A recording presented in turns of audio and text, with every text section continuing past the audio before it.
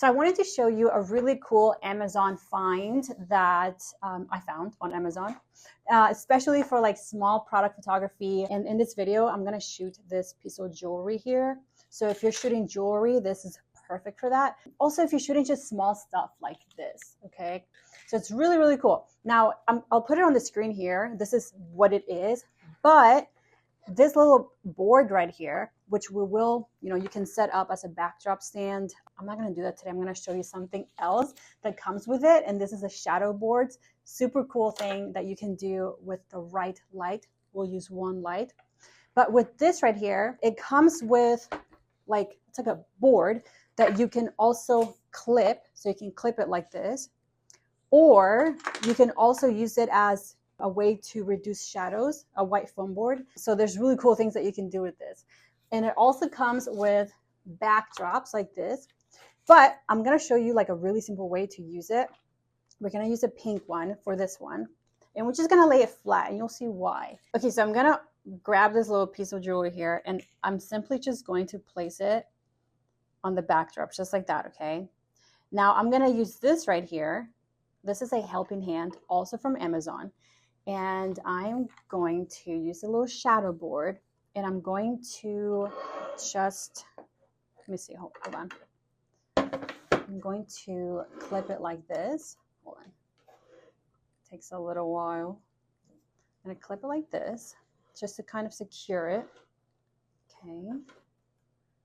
And then we need a light, okay? So I'm gonna show you the light that we're gonna be using here. It's a Godox SL60W.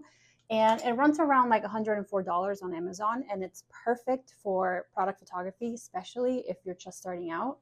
Okay, so for the light, I'm gonna be using the SL60W. Now, we do not need the softbox, by the way. We just need the bare bulb for this kind of technique, okay? So the reason why I like the hard light is because then, I'm gonna place it down a bit lower. You can see the shadows that is creating, that the light is creating here. You can see that, okay? And then you can also position your light. You can angle it differently. You can bring it closer, further away, depending on how long you want the shadows, how short you want the shadows, how strong you want the shadows. So the position of your light is going to depend on how you want the shadows to fall on the product, okay? So one more thing I'm gonna do here is use a white foam board. Okay, so I'm gonna use this white foam board here to reduce the shadows from this way. Now, when you're shooting reflective items or like jewelry, for example, you want as much white around it as possible to reduce those dark shadows. So if you get close to here, if you can see that jewelry, the piece of jewelry, how kind of like dark it is, whenever you grab the white foam board, it kind of reduces those glares. Without it, with it. Can you see the difference from there? Okay, cool. Yeah, so if you place it just like that, you'll be able to shoot a nice photo from here, which I will do right now. So I'm actually gonna do this one with my phone, okay? So the angle is gonna be from here, and I'm simply just going to shoot a few different photos. And then you just kind of play around with how you want your, whatever it is that you're shooting, like how you want it to look. So you do have to play around with it. So I'm going to place a little lock right there in a spot where the shadow is not hitting it so that you can see it clearly.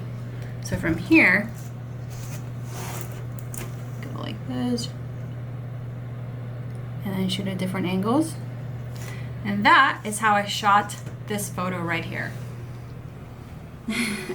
Hope this video was helpful. Let me know in the comments if you have any questions about this setup. And I do have a jewelry photography course using your iPhone. So if you want to learn more about that, the link will be down below.